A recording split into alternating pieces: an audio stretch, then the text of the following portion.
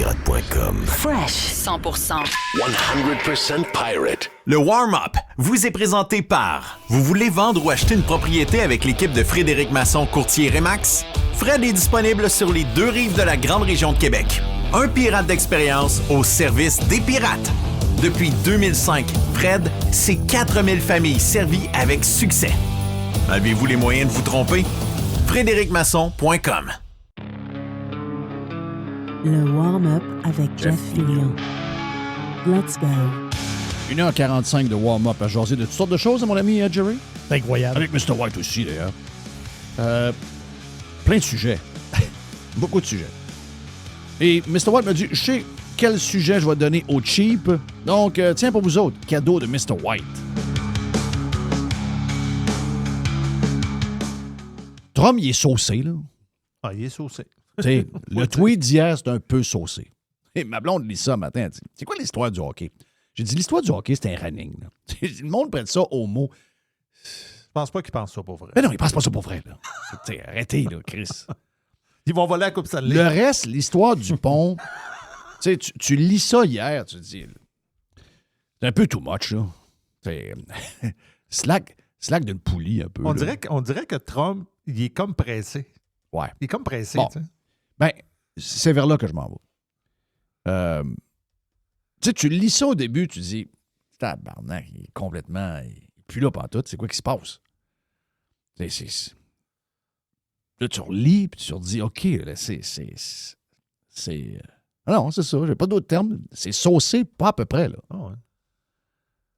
Puis là, tu mets ça de côté un peu, puis tu fais quelques affaires, puis là, à un moment donné, ça revient dans ta tête, puis tu dis, OK, lui, il est écœuré, Nasty. Lui, il est écœuré de voir qu'il fait rire de lui par Carney. Là. Parce que c'est ça qui se passe. Ouais. Donc, hier, ce qu'il a envoyé comme message, tu te mets à table des négos, puis tu arrêtes de faire ton show avec les Canadiens, puis des histoires de la Chine, puis l'Union européenne, puis Dubaï, puis tout ce que tu veux. Tu vas t'asseoir, sinon tu crèves. C'est ça, le fond. Là.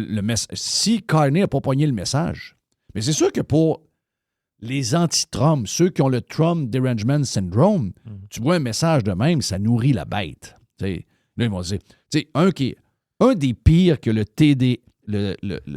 TDS, oui. C'est Jason Kenney. Il est craqué. Jason Kenney, un gars que j'ai aimé, mais qui, depuis la COVID, ne fait que nous décevoir. Le gars veut plus clair. Le gars veut plus clair. Hier, il met une vidéo de Trump qui est en train d'expliquer, mais il faut que tu écoutes la vidéo attentivement, il est en train d'expliquer que finalement, Powell, à la Fed, c'était comme son deuxième choix, puis que finalement, il était comme fourré avec, puis que son premier choix, c'est le gars qu'il a nommé cette semaine. Ou la semaine passée. Et là, lui, Jason Kenney, ancien premier ministre de l'Alberta, gars qui a sorti sur le cul en passant. Là. Parce qu'on a découvert... Pendant la COVID nous a fait découvrir un paquet d'affaires. Hein. Je peux vous garantir une chose, c'est que ce gars-là est zéro conservateur. C'est un sino. Là. Conservative in name only. OK? Comme les rhinos. Il y en a bien trop de ça. Ça, il y en a à... il y a bien plus de sinos qu'il y a de vrais conservateurs au Canada anglais. Il n'y a pas beaucoup, là. Pas beaucoup de vrais conservateurs.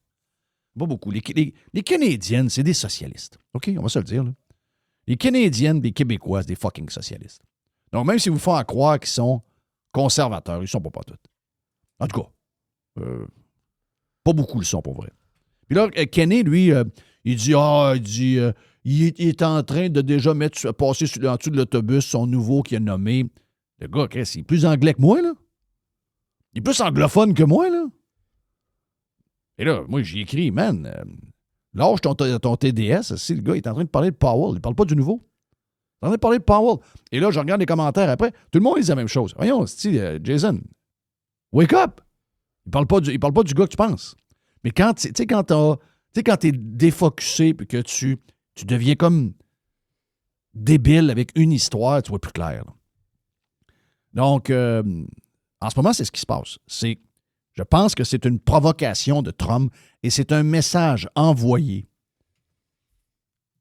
à Carney pour commencer sur le champ les négociations, parce que les négociations... C'était quoi, en juillet? C'est juillet 2026. On s'entend que c'est long à négocier, cette affaire-là. Là. Ah oui.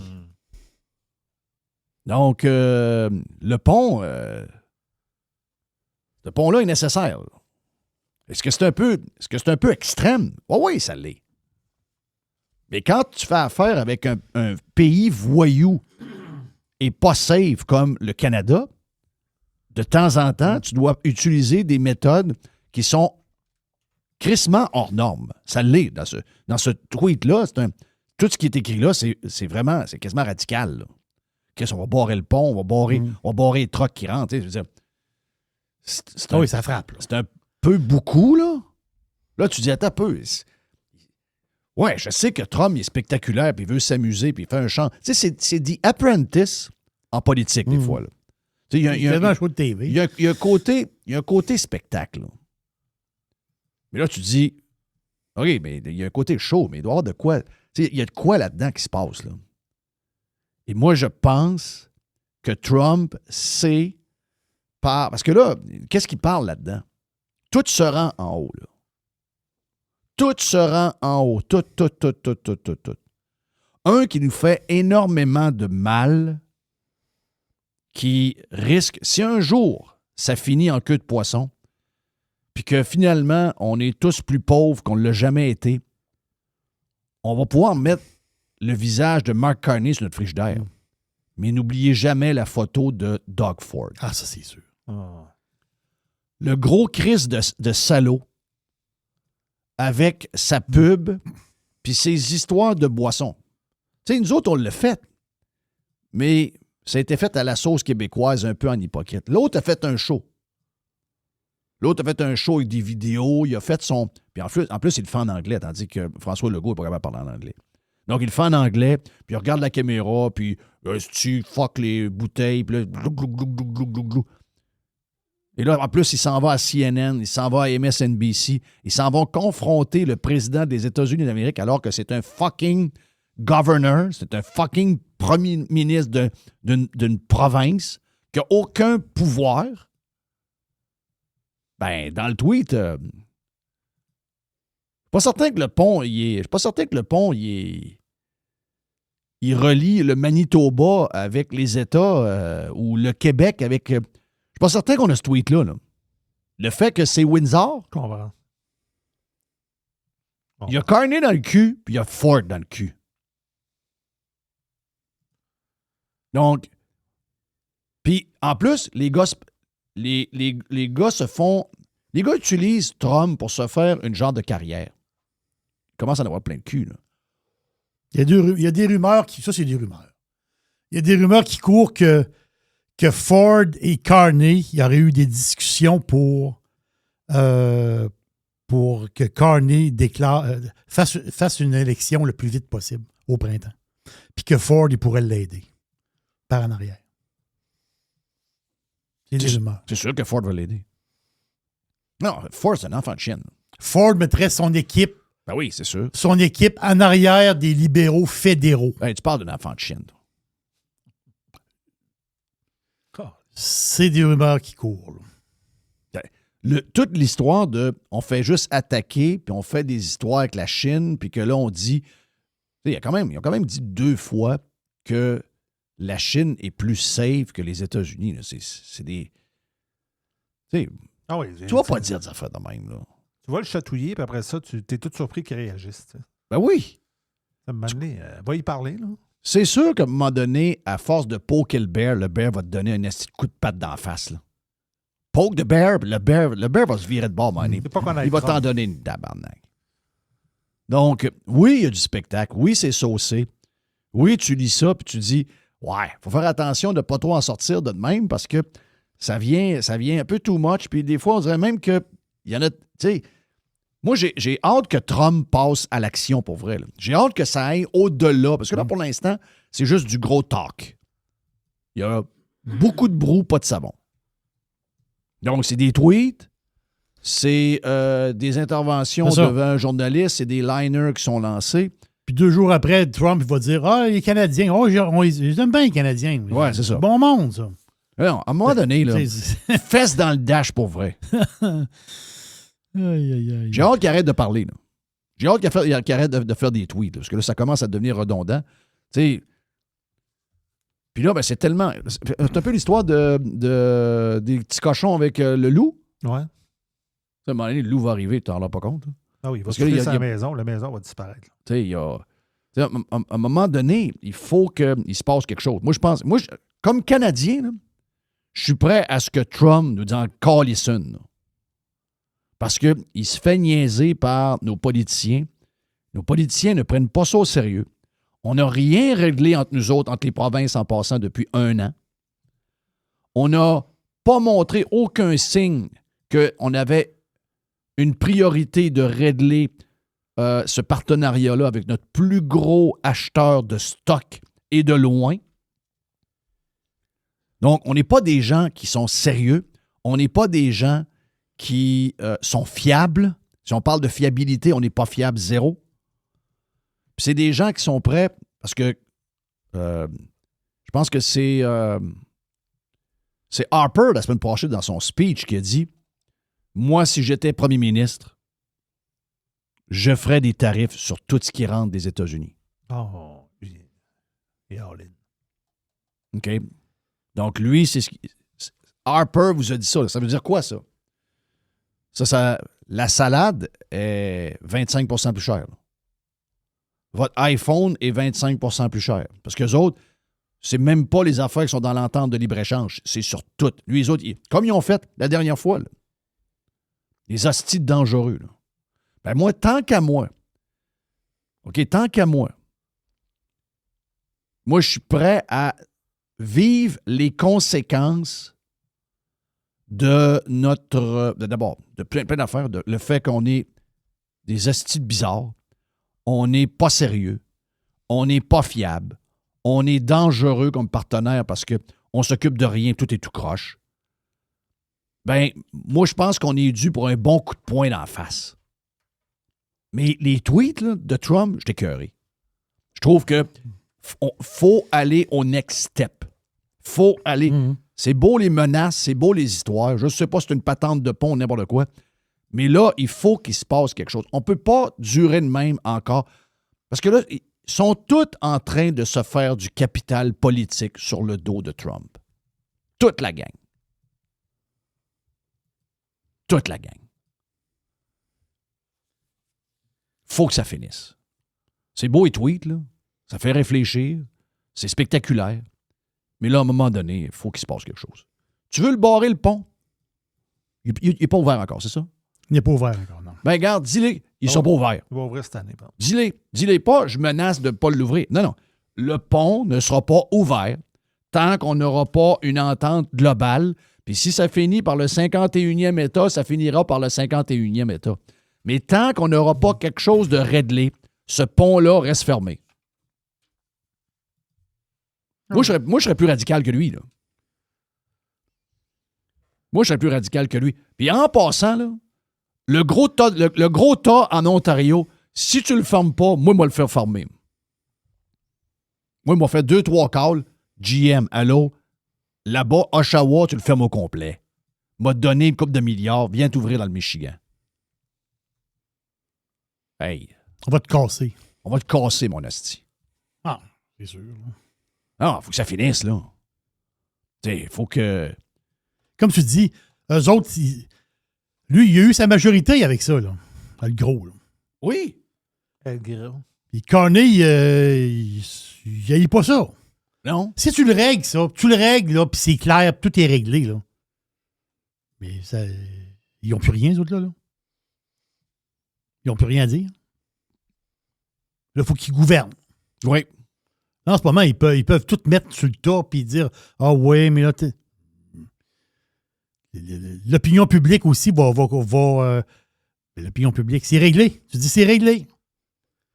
Ton voisin là, qui braille contre Trump, là, tu dis ben, ferme ta gueule, si c'est réglé. C'est plate de se faire dire ça, là. Lui, tous ses malheurs, c'est Trump, là. Là, tu dis, regarde, on a eu une entente, le Canada et les États-Unis, c'est réglé. Mais ils veulent pas que ça se règle. Moi, je pense que c'est le temps de passer à l'offensive. Oh. Moi, je pense que c'est le temps de passer à l'offensive. Et nous autres ou les Américains, tu veux Trump. dire? Ah oui. Moi, j'ai honte de faire partie d'une gang de pas bons de même et une gang de pas fiables de même. Qui sont en train de se faire une carrière, puis de se monter une notoriété sur le dos de quelque chose qui risque d'avoir un impact sur notre vie, la vie de nos enfants et de nos petits-enfants. La game qu'ils sont en train de jouer, Chris, c'est un suicide, là. En passant, je pense qu'on est dû pour un changement de stratégie pour Trump. J'aimerais que Trump fasse ce que je lui ai déjà proposé il n'y a pas longtemps. Il y a 1 an à peu près, ou 1 an et quart. Joue l'autre game. Parce que là, en ce moment, Trump me considère comme de la marde, même si je suis pour lui. Juste parce que je suis Canadien, Trump me considère et vous considère comme un problème. Sa stratégie n'est pas bonne. Parce que son problème, c'est pas nous. Il y en a des estis crinqués, vous en avez dans votre famille. Mais il y a plein de monde comme moi. J'ai mangé avec un de mes chums, il était comme nous autres.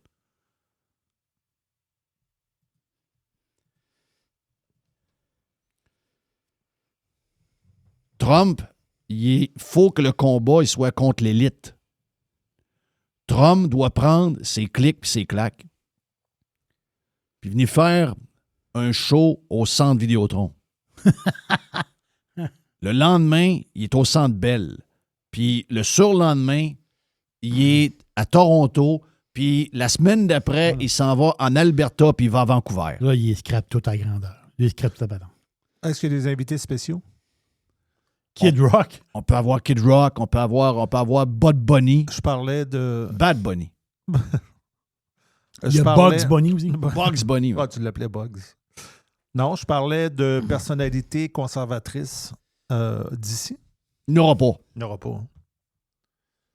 Il n'y aura aucune... Poilievre ne sera pas là. Non. On ne peut pas l'avoir là non plus. Je te le jure là, que si Trump vient faire un show ici, là, il vient nous parler puis il vient nous faire un pitch. D'abord, premièrement, c'est quoi? C'est 19 000 places au Centre Vidéotron? Oui. 20 000 à 21 000 à Montréal? Exact. Scène centrale? Il y a 100 000 personnes qui veulent rentrer dans la place, dans 2 places. Là. On fait un asti de saut, là. Moi, je vais être là, ça, c'est sûr. Il fait un sacrement de saut, là. Je vous le dis, là. Tu viens chercher le monde, puis tu retournes ça contre les... Hey, Après ça, tu demandes à Carney, Trump, il est là, sur le stage, puis il dit, « Hey, ça me fait plaisir. Je suis venu vous voir. Love you all. On est des partners. Si jamais vous décidez, vous êtes bienvenus. Vous êtes des Américains. Ou encore, vous avez des Canadiens avec un passeport. En passant, Porto Rico, c'est pas un État américain. Non, mais je vais me retenir, là. Mais tabarnak, elle sait pas ça. Comment ça qu'elle sait pas ça? Isabelle Maréchal. Ah, Elle n'a pas vérifié, je sais pas. ah, voyons, elle n'a pas vérifié. C'est pas comme si... Ben, tout le monde sait ça, là. Non, mais ce que je veux dire, c'est que si, mettons que c'est quelqu'un dans la rue, là, ça se peut qu'ils ne savent pas, là. Mais elle est des médias, là. Des médias depuis comment Ben, ça fait 30 ans qu'on l'entend. À se demander pourquoi qu'elle est là, d'ailleurs. Je sais pas. On sait pas trop. Comment ça qu'il y a des gens qui sont 30 ans des médias avec aucun succès, nulle part? Comment c'est arrivé, ça? Trump est là dans les arénas, fait un spectacle, puis il lance le défi à Carney de remplir les mêmes arénas.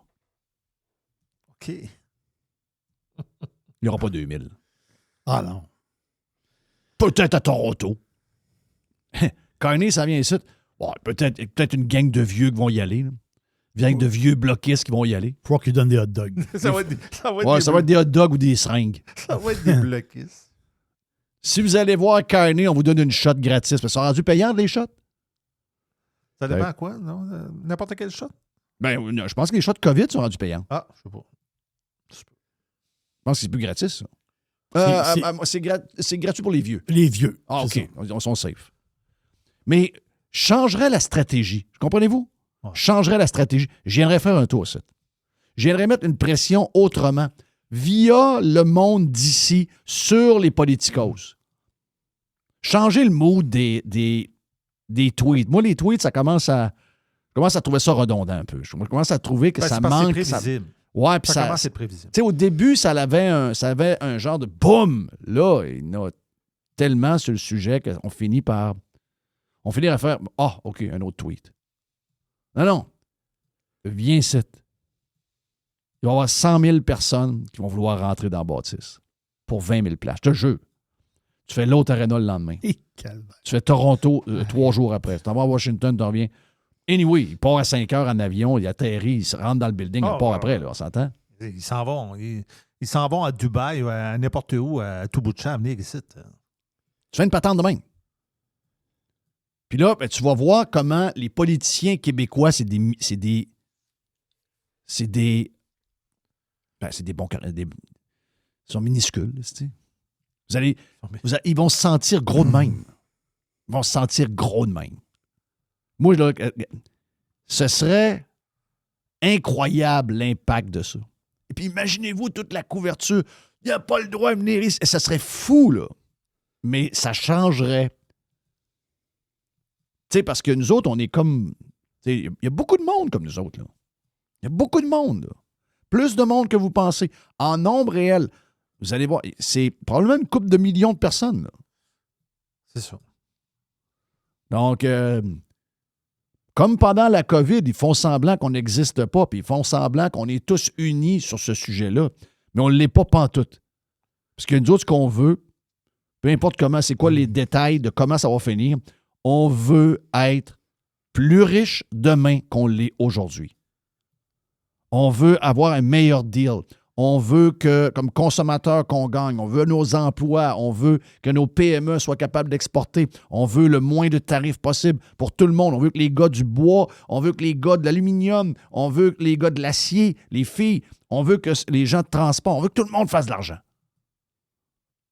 Ben, on a un deal maker l'autre bord qui prend en faire un. Il y a ses demandes, on les écoutera, puis on verra jusqu'où on peut aller. Puis c'est quoi les sacrifices qu'on est prêt à faire pour avoir une vie meilleure? Dans une négo, c'est jamais tout pour toi, là. Ça négocie, là. Puis ça se peut que ça finisse plus de frontières en passant. Puis ça se peut que ça finisse avec un passeport avec 2 drapeaux dessus. Puis ça se peut que ça finisse avec un autre dollar. Ça se peut. On ne sait pas. Ça se peut. Et le but, c'est que on soit dans la même charrette pour vrai, là. Mais là, cette gang-là, eux autres, ils veulent nous prendre notre charrette, ils veulent l'envoyer en Europe. Ils veulent qu'on fasse des affaires avec la Chine. Ils veulent qu'on devienne des partenaires de la Chine. Et il y a des Canadiens, des Canadiens très douteux, des gens que, si on était à la Deuxième Guerre mondiale, auraient fait équipe avec l'Allemagne. C'est sûr.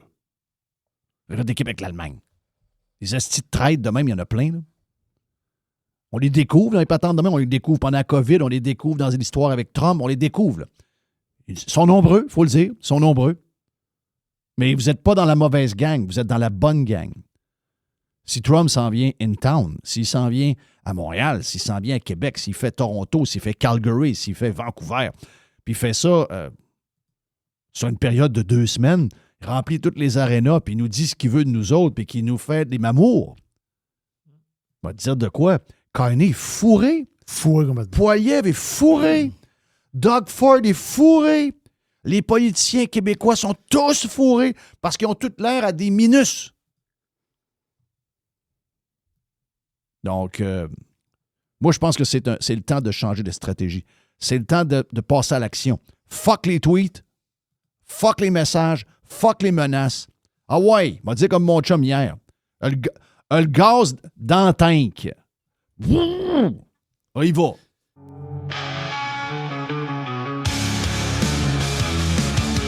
OK, bien voilà pour le bout du warm-up. À venir, d'autres affaires. On a notre chum Joe Hamel et on a une boîte.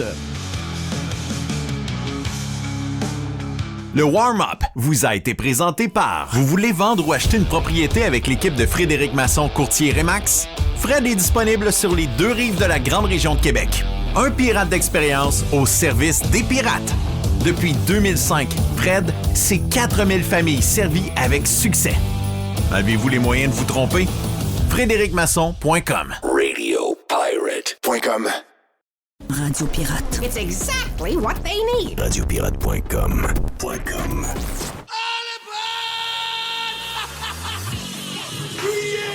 Criez pour vos vies! Bitcoin.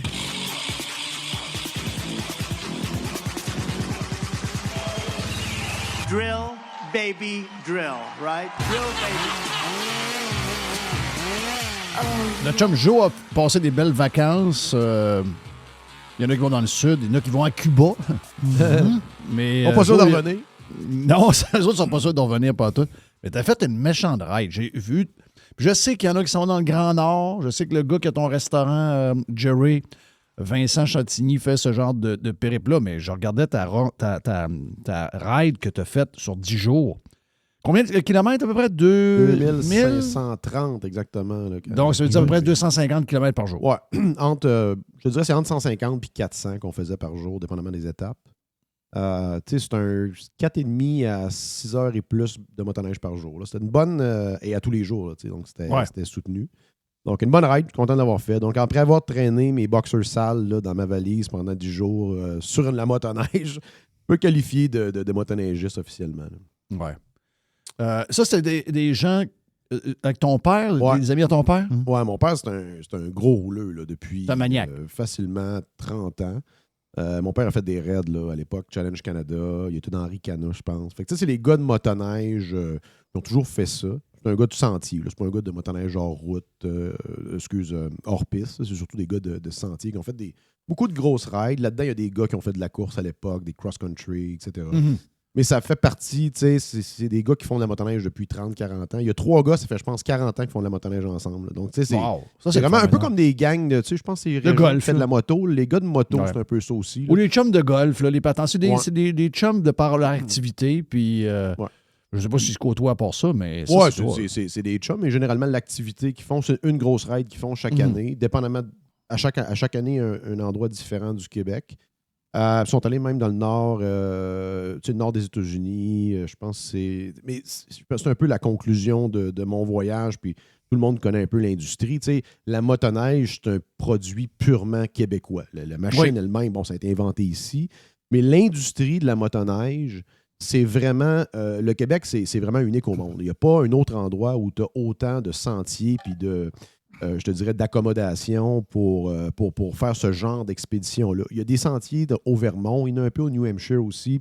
On me disait un peu upstate New York, mais ça n'a rien à voir avec ce qu'on a au Québec. Puis d'ailleurs, tellement croisé de beaucoup de touristes européens, beaucoup d'Américains qui, dans les États justement du Nord, amènent les... Mais il y a une grosse différence entre les deux clientèles. Les Européens, c'est des gens qui viennent à l'aventure, qui peuvent se tuer parce qu'ils ne savent pas qu'une machine de même, c'est dur à chauffer.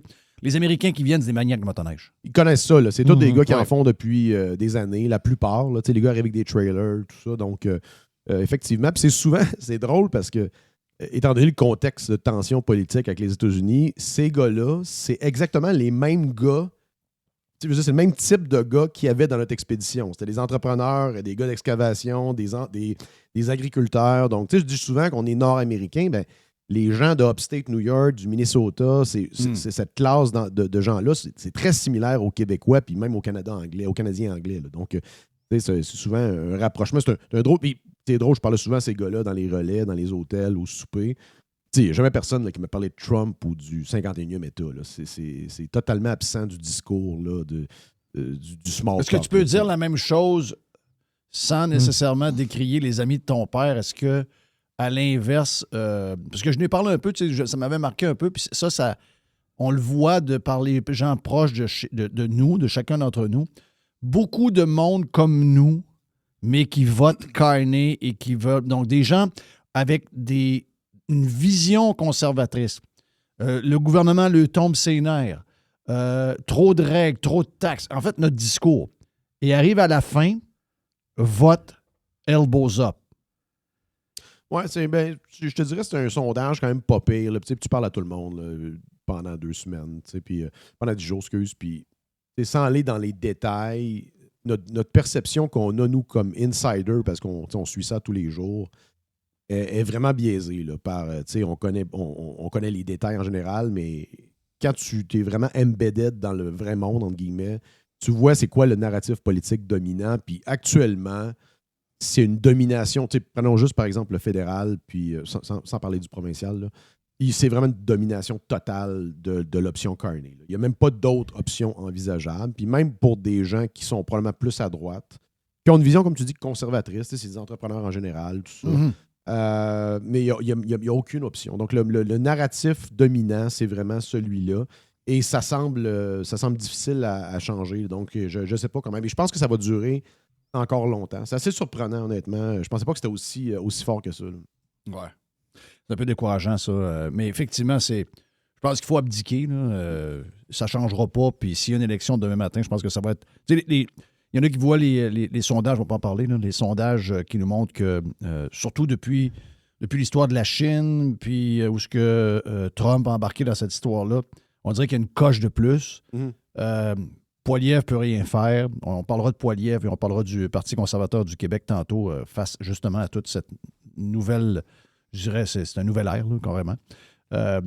Donc, là, dans les sondages qu'on voit, c'est quasiment un raz-de-marée libéral. Là. Je veux dire, c'est peut-être à prendre avec un grain de sel. Là. Non, c'est ça. Ce matin, je pense que c'est de Globe and Mail qui laisse sous-entendre qu'il y aurait des élections anticipées pour locker la majorité.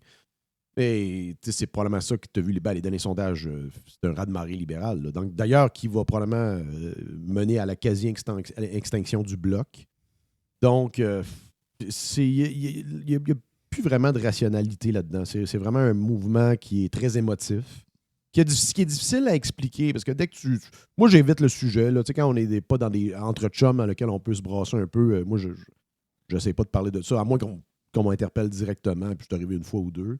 Puis généralement, quand tu passes la 2e, 3e ligne, quand tu demandes des précisions sur... par exemple, qu'est-ce que le Canada devrait faire? Pourquoi on devrait... Par exemple, tu laisses sous-entendre que le Canada n'a pas aucun levier avec un partenaire comme les États-Unis. Là. Dans le sens, si on veut utiliser la confrontation et la résistance, le Canada n'a aucun levier. Là. C'est nous, le partenaire, si tu veux, qui est otage, en quelque sorte, de l'économie américaine. C'est quoi? C'est 80% de nos échanges, même plus dans certains secteurs. Fait que, au-delà de la réponse émotive, oui, il ne faut pas se laisser faire. Il n'y a pas vraiment de solutions qui sont apportées. Puis on dirait que les gens, en général, quand tu les interpelles là-dessus...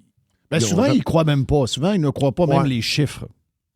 Qui sont des faits, je posais la question, je disais, où vous pensez que se situe le Québec dans, mettons, tous les États américains? Vous pensez que le Québec est en haut, au milieu, en bas, en termes de richesse, mettons, par PIB? Mm-hmm. Puis quand tu dis que c'est un des États les plus bas, en fait, c'est l'État le plus pauvre après juste avant, c'est juste le Mississippi, en fait. C'est drôle ce que je vais dire, là. Mais souvent, dans les chiffres que je vois, on est 51e. Ouais, OK. On est bien placé. Non, mais c'est parce que c'est 51. Oui. Ça peut être 53, mais souvent, on est 51e. Non, puis c'est ça. Puis c'est un narratif. Je pense c'est là qu'on réalise, en fait, c'est la domination des médias de masse et le narratif qui est propagé dans les médias de masse et l'absence de discours et l'absence de débat. L'absence de débat des fois, il y en a un petit peu, mais les arguments que généralement on fait avancer, il n'y en a aucunement là, sur les médias traditionnels. Puis je pense que c'est ça. La clé de l'énigme, c'est vraiment les médias de masse. Il n'y a vraiment pas de discussion qui est faite qui pourrait laisser sous-entendre que des gens de même pourraient évoluer dans leur pensée. Là. Pas évoluer dans le sens qu'ils sont pas évolués, là, mais ils sont vraiment pris dans un entonnoir. Là. D'ailleurs, parlons-en du discours ambiant, puis veut pas. Moi, je pense que ça peut être amené, oui, et les médias, oui, il y a des alternatives maintenant aux médias, il y a les plateformes sociales qui peuvent jouer un rôle, mais ultimement, ça prend des leaders, ça prend des guides, puis ça vient du politique.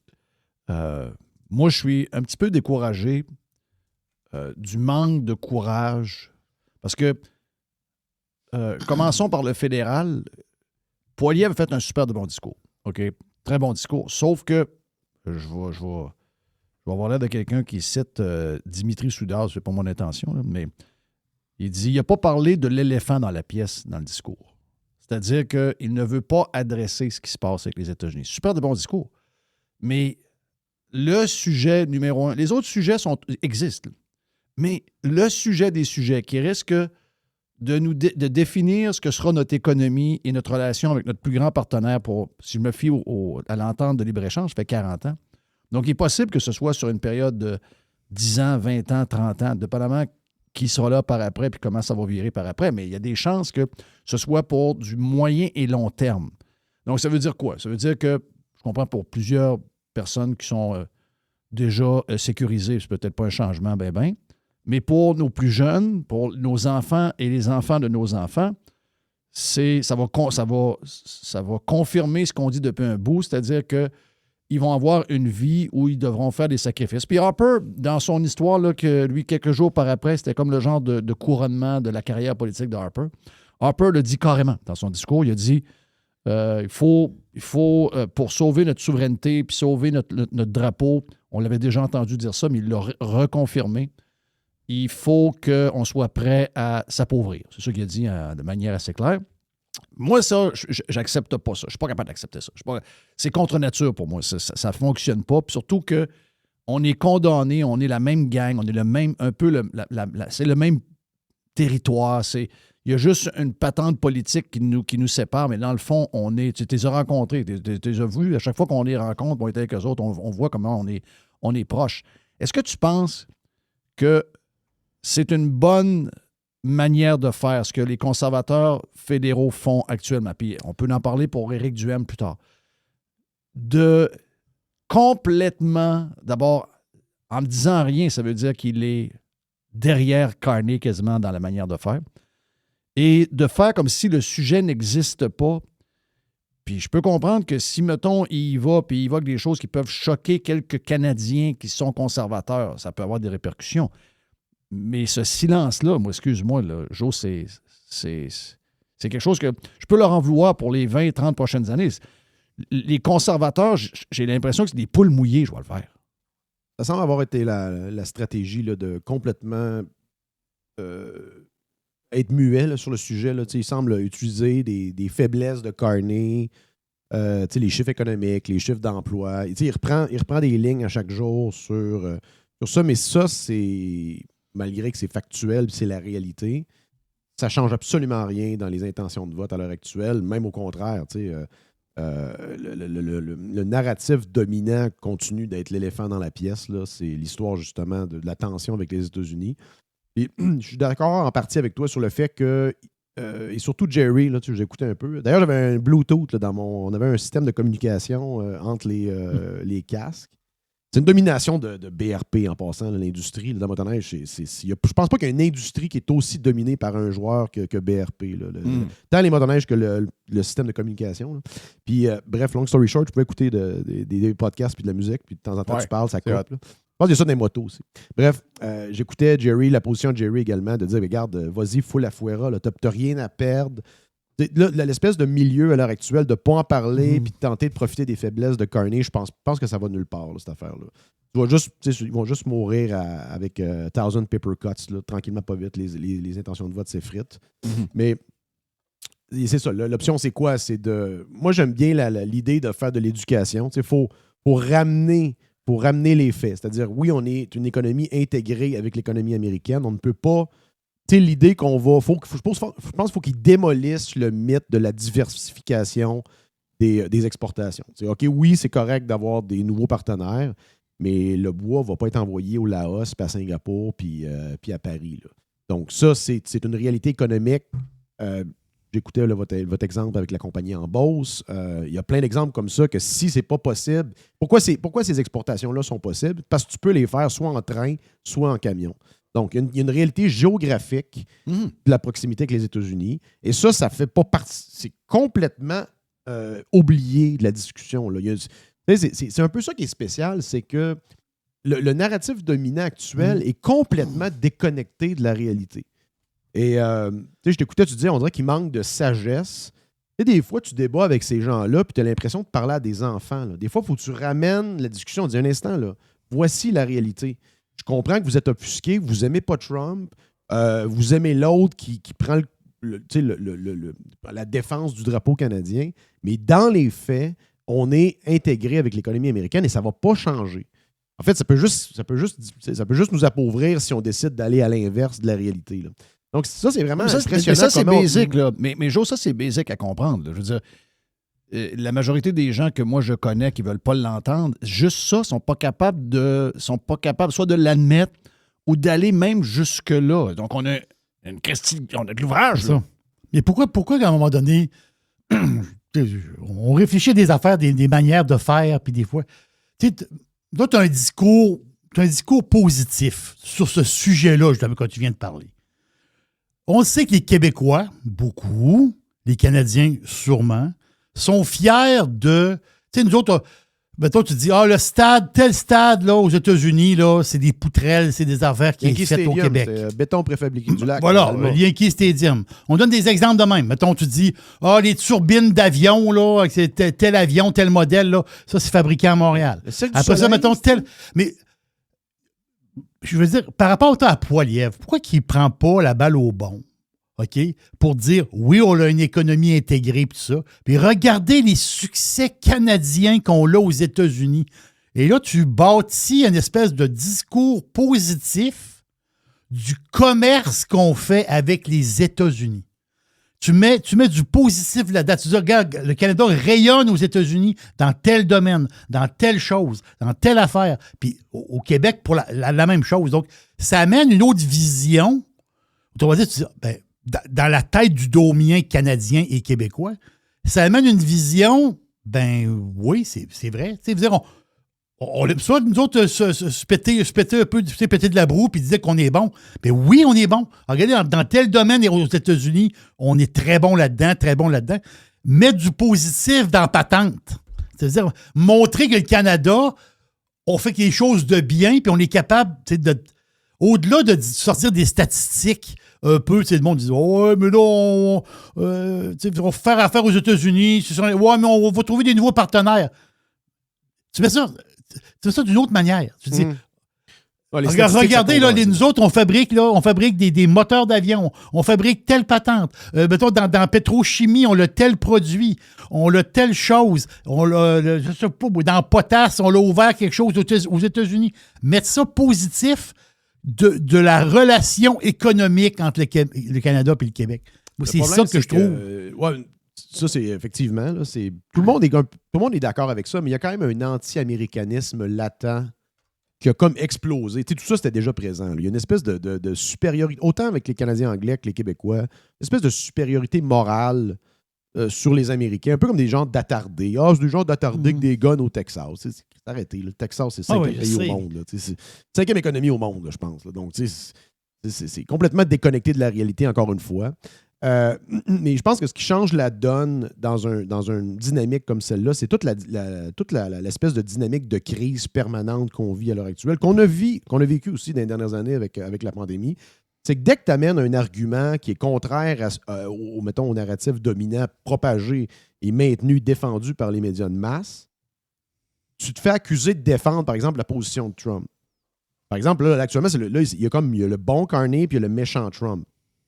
Et dès que tu mets une espèce de bémol en disant un instant, on n'est pas capable de sortir de la game politique qui est en train de se jouer et discuter des enjeux et de l'aspect factuel, de dire un instant, c'est vrai que Trump a été vraiment agressif envers le Canada, puis de façon...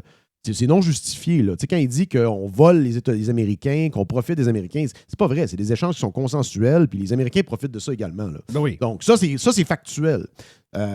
Puis on peut pas... On se fait accuser de défendre Trump. Moi, je pense qu'on est très critique de Trump depuis maintenant 10 ans, là, depuis 2016 qu'on le traite de péquiste.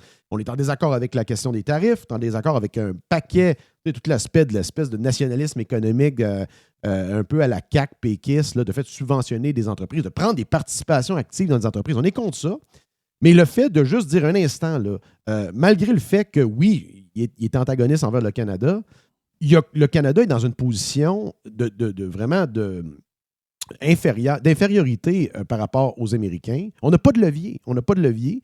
Et on doit agir de façon à s'assurer que cette relation perdure là, même nonobstant qui est le président. C'est ça qui est difficile parce que le débat est vraiment ramené à est-ce que tu es pour Carney ou tu es pour Trump? Alors que c'est pas ça pendant tout le débat, là. Non, c'est ça. Exact. Il faut aller au-delà de ça. Mais il est là le bug, c'est que les gens ne vont pas plus loin que juste la haine de Trump. Et avec ça, ben, t'es pas rationnel, ben. Je l'amène au provincial. Il y a eu, quand Poirier avait fini, le vendredi, la même fin de semaine, c'était celui du Parti conservateur du Québec. Bon, il y a eu quelques bons points là-dedans, il y a eu des bonnes affaires. Mais aussi, en général, en fait, Éric ne veut pas du tout soulever ce point-là. Il ne veut pas... On dirait que le Québec ne fait pas partie... Alors qu'il y a une opportunité là-dedans. Là. Tu sais, moi, je suis obligé de te dire que la position du Canada me rend très, très, très mal à l'aise. Mais je n'irai pas dans le lit à coucher avec les péquistes. C'est pas la question, mais il y a un positionnement à avoir pour le Québec par rapport même au Canada face aux États-Unis. On peut avoir on rêve d'autonomie depuis toujours. On a peut-être une opportunité de sauter à pieds joints là-dedans. Ça dame le pion au péquistes. Puis en ce moment, ben, c'est arrivé à l'occasion une couple de fois, c'est le PQ qui semble, puis avec même le Bloc, je dois le dire, c'est eux qui ont soulevé à l'occasion dans les 2 dernières semaines qu'on doit absolument régler. Parce que tu sais pourquoi? Parce que le PQ et le Bloc, ils ont les régions, ils ont la Côte-Nord, ils ont le Saguenay. Et les gars de bois, mon chum Gus à Métabet me le dit, là, les gars de bois, dans les régions, ça fait dur là, avec ce qui se passe. Là. Gros ralentissement dans le secteur. Là. Donc, ils mettent de la pression sur les élus locaux. Et là, comme par hasard, c'est les souverainistes qui semblent qui ont compris qu'il faut qu'on s'entende avec les Américains, alors que ça devrait être le discours x10 de Éric Duhem. Encore une fois, c'est ça, c'est un peu la même, je pense, stratégie que Poilievre d'esquiver totalement l'enjeu. Là. Et ce qu'on se dit, on voit que dans les propositions, puis dans les.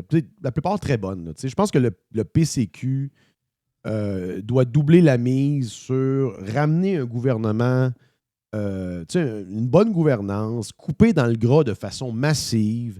Il y a vraiment des low-hanging fruit. Là, éliminer la taxe, la bourse du carbone. Tu peux carrément faire un site, là, mettons dans le programme électoral du PCQ, là, puis tu dis rentrez votre salaire annuel, voici comment on va vous retourner dans vos poches en augmentant les seuils d'exemption d'impôts, avec des baisses d'impôts ciblées, en couplant des folies comme justement la bourse du carbone, etc. etc.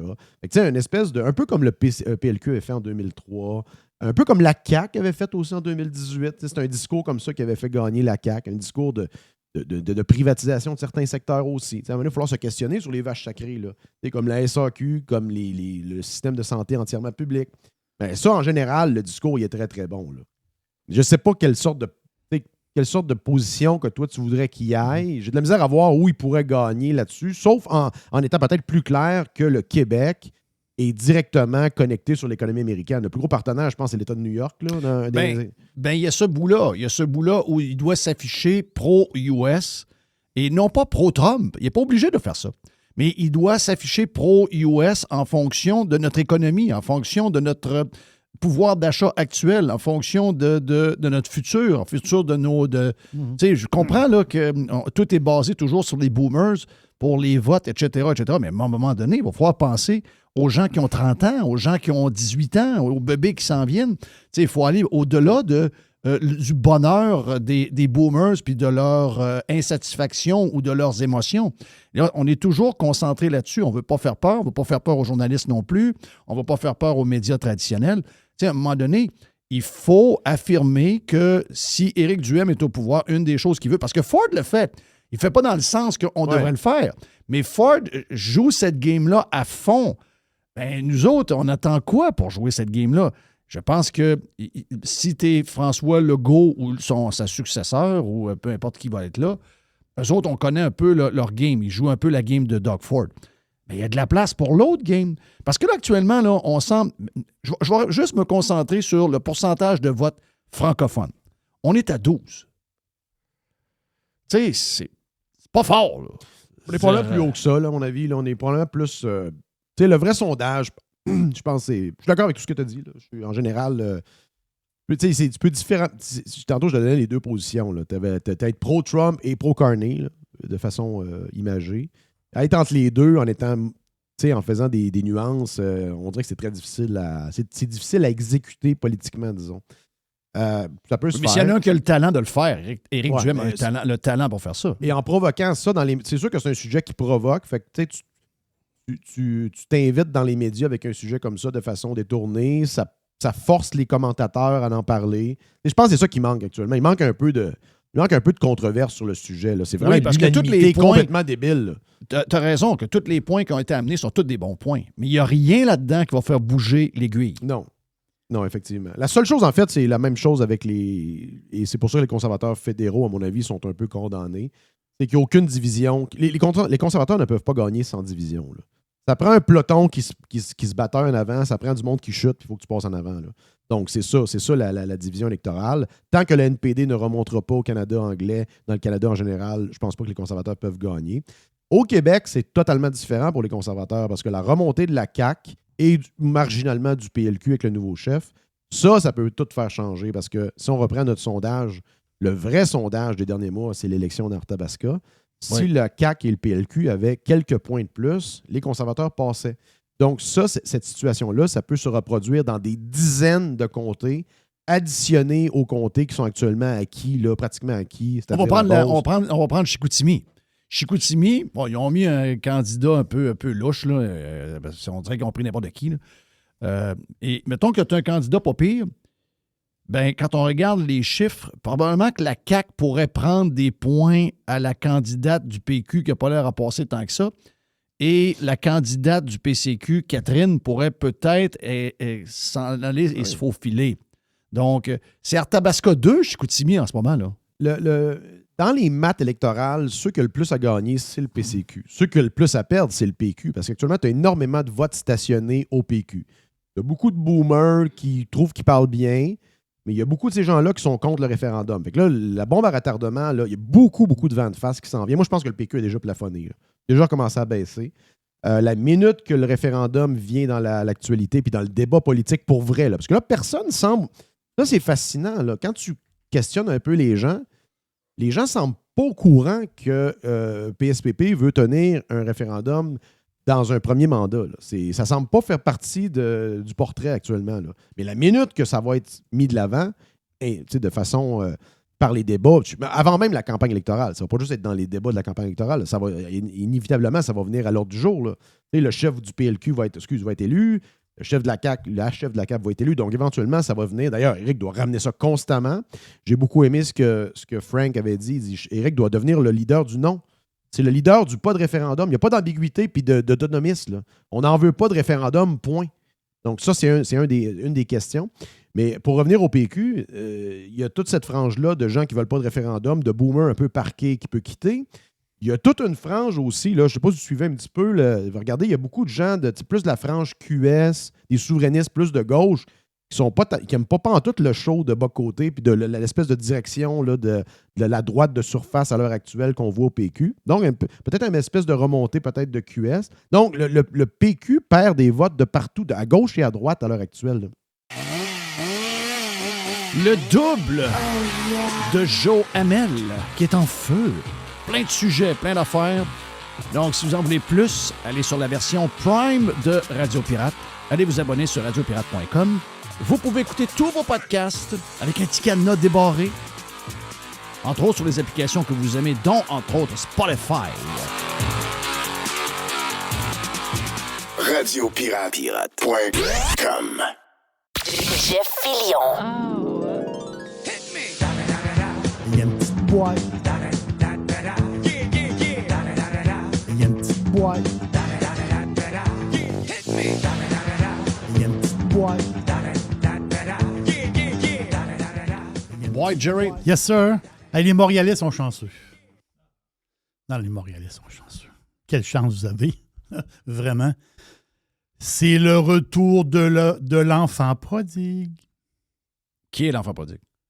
Justino Trudeau. Ah, ben oui, Justin veut aller s'installer à Montréal. Il a acheté une maison. Ah ouais? Oui, mais là, on ne sait pas exactement où, mais c'est à Montréal, c'est sur l'île de Montréal. Justin retourne vivre à Montréal. Donc, oui, je sais que Sophie Grégoire vit à Montréal, hein, avec les enfants. Et c'est pas mal ça que ça règle la patente. Hein? Ben, faut être proche aussi des enfants. Puis Ben je oui. comprends très bien ton histoire. Mais Cathy, vas-tu faire des petits séjours? C'est sûr que oui. Ben oui! Ça, c'est le fun au bout. Donc, Justin Trudeau. C'est le fun au bout. C'est le fun. C'est qu'il y a de le fun. Ben, Cathy va être dans la place. Oh, Ouais. bon.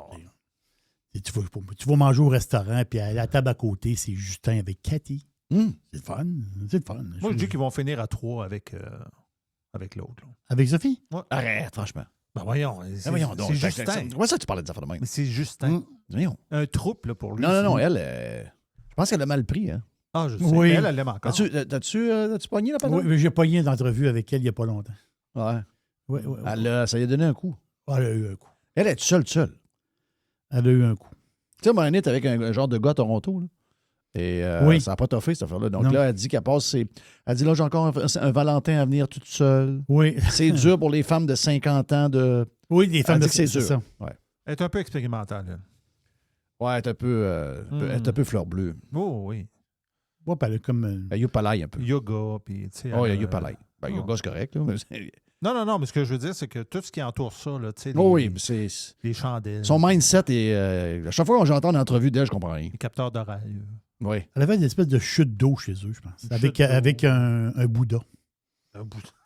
C'est vrai, là. Je ne l'invente pas, c'est elle-même qui le dit. Là. OK. Donc, il y avait une statue de Bouddha. Ouais. Ben, elle a aimé son voyage en Inde. Tu sais, dans le premier mandat... Quand ils Trudeau- se sont déguisés, là. Ben oui. Elle aimait ça beaucoup. Elle aime beaucoup l'espèce de Krishna, là, que je pose. Elle aime ces affaires-là. Il y avait là, déguisé vraiment. les enfants aussi. Oui, c'est ça. Hey, le Canada, tu sais l'histoire là, des Gripen, des avions. Là. Oui. Pardon. On va bâtir... Les Suédois vont venir au Canada. Ils vont rouvrir des usines. Ils vont bâtir des Gripen. OK. Là, on dit, c'est vraiment bizarre. Là. Mais là, on sait que le Canada, puis toi, tu en avais parlé, on avait déjà une commande, nous autres, de F-35. De F-35. On avait 16 en commande. Oui. Mais les Gripen, c'était pas les Suédois, ça? Oui. Ah, ouais, C'est ça. Donc, on avait 16. C'est un avion d'une vieille technologie. Là. C'est des avions des années 80, 90. Donc, on avait une commande de 16, puis là, on se demandait, écoute, ils peuvent pas canceller cette commande-là. Je ne sais pas trop. Je ne sais pas tous les détails de l'affaire. Mais là, l'affaire, c'est que le Canada en sourdine, parce qu'il ne faut pas qu'il. Là, ça a sorti. Mais ils font des petites cachettes. Mais les petites cachettes sont pour. Pourquoi tu fais ces petites cachettes-là? Ben, pour pas que le monde sache qu'on fait des affaires avec les Américains. Pour pas que on the side. voilà, la population complètement brainwashée canadienne. Sur les 15 on dit sur les 15 mais ça veut dire. Moi, je pense que c'est plus que ça. Du monde qui sont complètement. Les fils électriques se sont brûlés dans la tête. Là. Ils sont à moitié fous, là, anti-américains. Mais il ne faut pas que tu dises à ces gens-là que le Canada va en acheter. Ben, ils ont passé une commande de 14 autres. OK. Et ils vont en avoir plus tard encore. Donc, en sourdine, c'est Radcan qui l'a sorti, ça. Bravo à Radio-Canada. Des fois, ils font des bonnes affaires. Oui, mais c'est tout commencé. La construction, c'est là à Bagotville. Il y a des constructions d'hangars pour les F-35.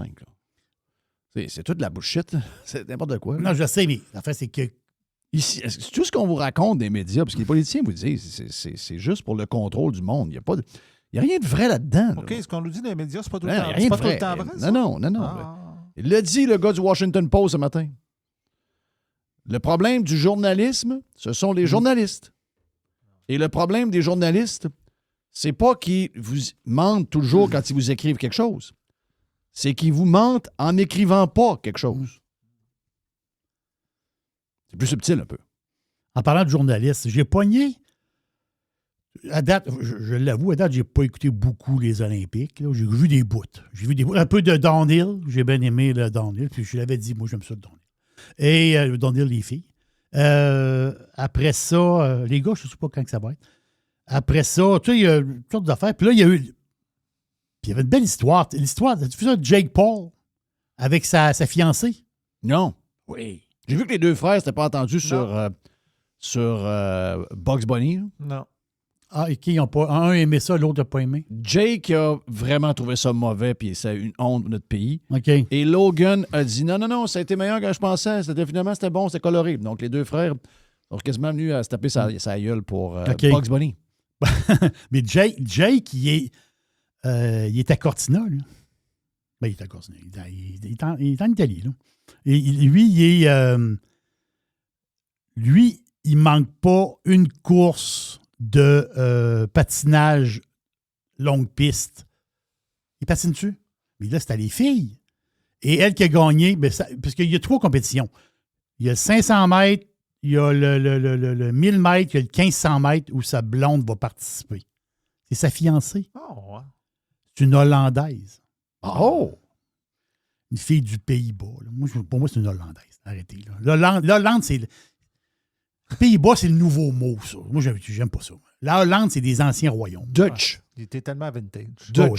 Dutch. Les Pays-Bas, c'est une patente inventée. Mais pourquoi ils sont juste bons là-dedans, ça? C'est vrai, hein? C'est une bonne question. Oui, il y a un beau blanc. Hein. Non, mais ils ont pas. C'est vrai, ils sont juste bons. Ils sont juste bons là-dedans. Ils sont juste bons dans le longue piste. Ils sont un peu dans le courte piste. Ah oui? Ouais. OK. Que le bowling. Comme, mais c'est vrai que longue piste, sont historiquement, ils gagnent beaucoup de médailles. Mm-hmm. Mais ils font rien d'autre. Dans les autres sports d'hiver, ils sont comme pas là. Ah non. Elle s'appelle, je pense que c'est son prénom, elle s'appelle Juta. Ah, Juta. Ah, mais t'as peu, là.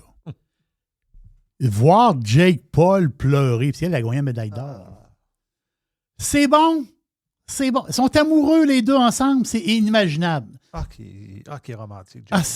J'étais tellement... T'es Jake Paul, c'est un moineau. Non, c'est un moineau. Mais moi, je l'aime, Jake. T'sais, une claque sur la gueule, il veut se battre contre tout le monde. Puis, tu sais, il a manqué mourir dans les combats. Bon, oui, Jake Paul, c'est un vrai, extravagant, là. Mais là, tu le vois, tout humble. Il check sa blonde patinée. Regarde, c'est bon, ça n'a pas de maudit bon sens. C'est bon. Ben, je sais qu'il y a du monde qui n'a pas aimé ça. Là. Qu'est-ce qu'il n'a pas aimé? Pourquoi pas Qu'est-ce qu'il n'a pas aimé? Il y a un journaliste, là, de Québécois qui est là-bas. Là, puis il disait ils font du noise. Là, ils prennent toute la place. Jake Paul est là. Puis dans les estrades, puis telle affaire. Qui ça? Qui dit ça? Je sais pas c'est quoi son nom, je vais te le trouver. Là. Un journaliste un journaliste du Journal de Montréal qui est là-bas. Là. Je ne sais pas son estime, non. OK, mais quand c'est les affaires québécoises avec le gars, Hamelin, avec l'autre qui fait du patin, ça, c'est extraordinaire. Non, il se bécote sur le bord de la piste. Ça, c'est extraordinaire. Mais quand c'est un hostie d'Américain, en plus, qui est pro-Trump, c'est ça faire l'affaire. Okay. Jake Paul, c'est un chum à Trump. Bon. C'est le bout, je sais pas trop. Jake était le match le 19 janvier, le U contre Indiana. Dans l'âge, ben, il y a Jake puis le président. Là. Jake est proche, là. Donc, c'est ça l'histoire. C'est le titre, c'est tout ça, Jerry, le titre? Jake Paul et sa diva dans l'orange à Milan. Voilà, c'est ça l'article. C'est Jean-Nicolas Blanchette. Ah, c'est tout fatigant. Parce que, tu sais, tous les yeux étaient jetés sur Jake Paul et sa fiancée, sauf que... Oui, mais les Québécois, ils ont fait ça pendant des années avec Hamelin puis sa blonde. Ben oui, mais c'est une belle histoire aussi. Écoute bien le paragraphe qui ouvre son article. Je peux maintenant cocher la case « Être dans la même pièce que Jake Paul en même temps que lui. Je ne sais pas si c'est bon ou pas. Je ne crois pas avoir changé, mais oui, c'est un peu spécial. » Non. Ben, c'est sûr que, je te le dis, là, c'est uniquement relié au fait. D'abord, le gars, c'est un alpha, le gars, c'est un excentrique, le gars, le gars, il prend toute la place. Ça dérange beaucoup. Les Québécois ont beaucoup de misère avec ça. Mais c'est lié au fait que Jake Paul est un pro-Trump et ami de Trump. C'est une patente de même. Et là, l'histoire. C'est juste ça. Là. C'est toujours relié à ça. Mais la finalité... Je le dis, rappelez-vous ça. C'est de la maladie. Avec la fille du Saguenay, la blonde, là, avec les grands dents. Là. Oui. On les voyait tout le temps. Ben oui. C'est une belle histoire pareil. Bon. Les deux athlètes incroyables. Je dis pas que c'était pas une belle histoire, mais quand c'est pas nos histoires, les autres histoires nous tombent ses nerfs. Ah, mais tu es en train de décrire la même histoire que t'as bâti, vous avez bâti vous autres même pendant 2 fucking Olympiques à pu finir. Puis ça a tellement pesé sur le gaz que Hamelin et elle sont pas ensemble. C'est vrai. Oui, c'est vrai. C'est vrai. Non, ils ont fait, c'est ça. Ils ont 2. J'oublie son nom, elle. Oui, ça me donne malade. J'ai son hiver. Oui. J'ai ça. Elle est dans les médias. Je ne sais pas trop ce qu'elle fait. Je pense qu'elle fait de la radio le matin au Saguenay. Voilà. À Rythme FM au Saguenay. C'est une jaseuse. Ouais. C'est une placoteuse. Ah oui, elle était, je me rappelle. Là. Elle était excentrique, c'était le fun. Mais tu sais, la TV chez nous est à Radio-Canada en français parce que ma blonde, le patinage artistique, elle aime ça l'écouter avec le commentateur, là. Tu sais, le double bouc appliqué, là. Tu sais, Goldberg. Oui, Goldberg. Non, mais il n'est pas mort, lui. Ben non. Il doit avoir 80 quelques années, non? Ça qu'il faisait les Olympiques en 76. Oh oui, mais je n'étais pas né, puis il décrivait ça. La fille qu'on parle tantôt, c'est Marianne Saint-Gelais. Oui. OK, bon, voilà. Mais Goldberg donne un show. Dans le sens que, oh, bravo.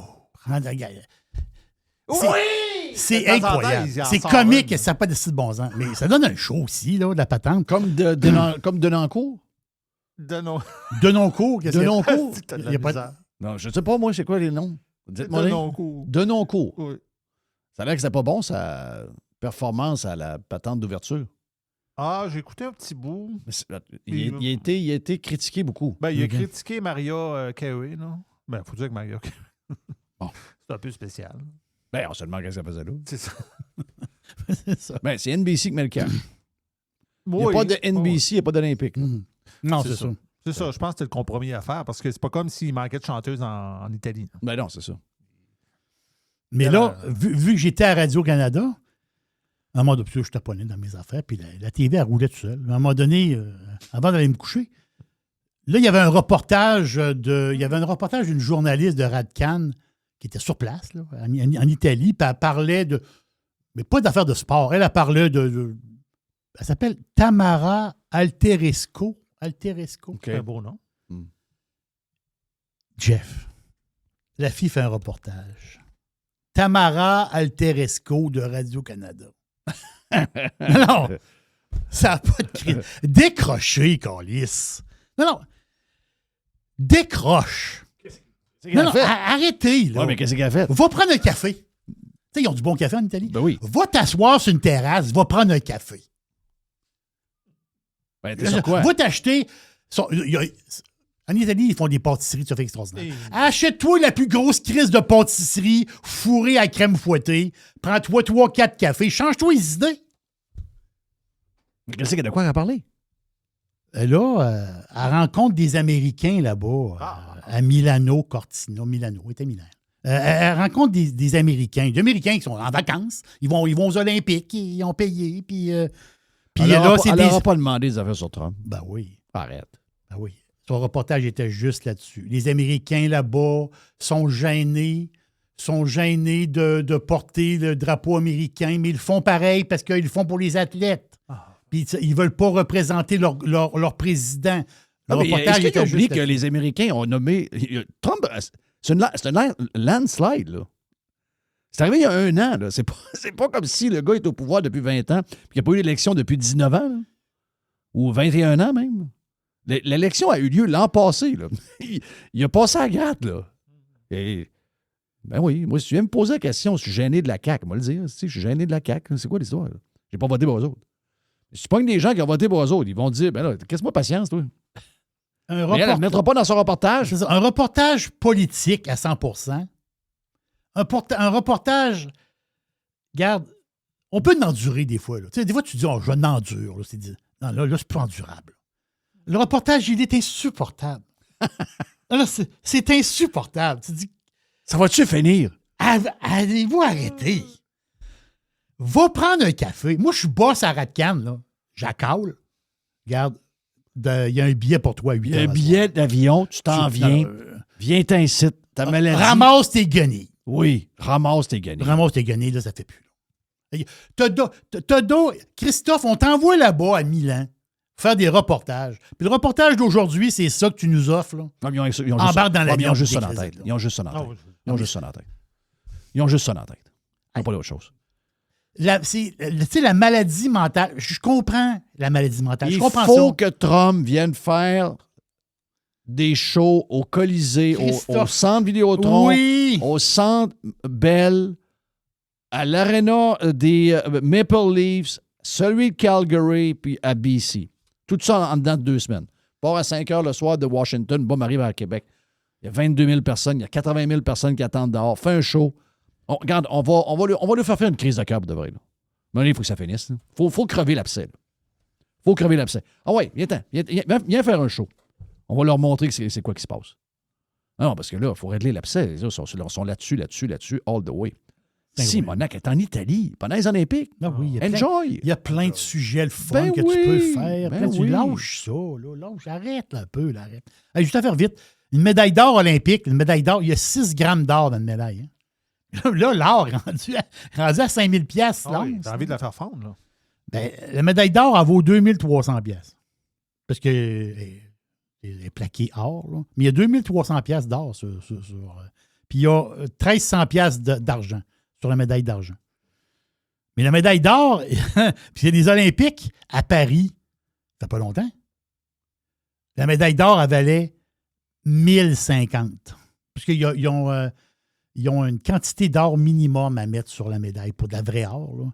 Donc, l'or a pris pas mal. Les médailles d'or, ils valent de l'argent pour vrai. Là. C'est quand même pas pire. Là. C'est plaqué or, là, mais quand même. Hey, l'histoire, c'est bizarre que ça n'a pas trop couru, mais il y a une consultation publique à Québec cette semaine. Il va en avoir une, je pense, à Trois-Rivières, une à Montréal, une à Ottawa, une à, je ne sais pas trop, à Peterborough. L'histoire du TGV, là. Moi, je pensais que c'était une joke. Là. Moi, je pensais que c'était une farce de Trudeau, ça. Mais c'est pas une farce, là. Non, ils vont faire de quoi, là? Ils sont prêts à bâtir la gare. À Québec, ils cherchent la place pour mettre la gare de TGV. Hein? Mais là... la gang à Mirabel, ils ont peur, là, en passant. Ben, Mirabel, ils ne veulent pas se faire exproprier encore. C'est ça. Mais ça risque d'arriver, là. C'est là que ça va passer. Ils ont besoin... Oui, c'est exactement ça. Il faut que ça passe. C'est un train haute vitesse. Ben, ça prend des beaux grands champs, là. Les images qu'on voit de Cuba à TV, hein, c'est stocké en 1950, pas à peu près. Là. Oh, les chars, tout. Le monde va là, puis il trouve ça normal. Là. Tu vas là en vacances, tu y retournes une deuxième fois. Oh, ouais. Bon, on est malade. On est fou. Ouais, mais le monde est fan. Oui, mais le monde est fin. Ben oui, pas question. D'après moi, le monde pas question. Tu es en train d'aller encourager un régime. Tu revivrais-tu là-dedans, toi? Regarde. C'est des chevaux qui ramassent les vidanges. Oui. Avec un trailer. Un trailer en arrière. Tu peux pas aller encourager ça. C'est quand ils ramassent. T'as-tu vu les montagnes de vidanges, là? Les montagnes de vidanges partout. Non, regarde les images. Je vois les images, là. C'est affreux, là. Tu peux pas aller en vacances. Ah, mais c'est le fun. Ça peut pas être le fun, là. Il y a une place qu'il y a beaucoup de vidanges, c'est à New York, hein? Oui. Ben, le maire. Ah, mais à un moment donné, il faut qu'il ramasse. Pourquoi les vidanges? Je pensais que tu parlais de vidange. Non, mais les vrais sacs. OK, les vrais sacs. À un moment donné, il faut que tu ramasses les vidanges. Pourquoi ils ne ramassent pas les vidanges? C'est le bout que je ne comprends pas. Ah. Des tas, là. Il y a un coin de rue, là. Il y a un coin de rue pour vrai, là, à New York. J'ai vu la photo. Puis c'est pas de l'AI. Il y a au moins 15 pieds de vidange, un monticule, là. Je ne comprends pas pourquoi ça s'accumule de même. Oui, ils ne payent pas le monde. C'est vrai que ça a un rapport avec la neige. Ah, ça a rapport avec la neige. OK, les trucks et de la neige. Ouais, c'est le bordel. C'est le temps qu'ils ramassent. C'est l'enfer. Hudson River est gelé, là. C'est rare, ça arrive. Oui. Les Grands Lacs sont plus gelés qu'ils n'ont jamais été depuis 1979. Climate change. Oui. Toronto, ça se peut-tu que Toronto, c'est-tu. Il y a encore eu une bordée en fin de semaine. Ben, je pense que Toronto, ils ont eu, je pense, hier 1 degré au-dessus de zéro. Puis je pense que ça faisait 20 jours en ligne qu'ils étaient en bas de zéro. Ils n'avaient pas vu ça depuis je ne sais pas combien d'années.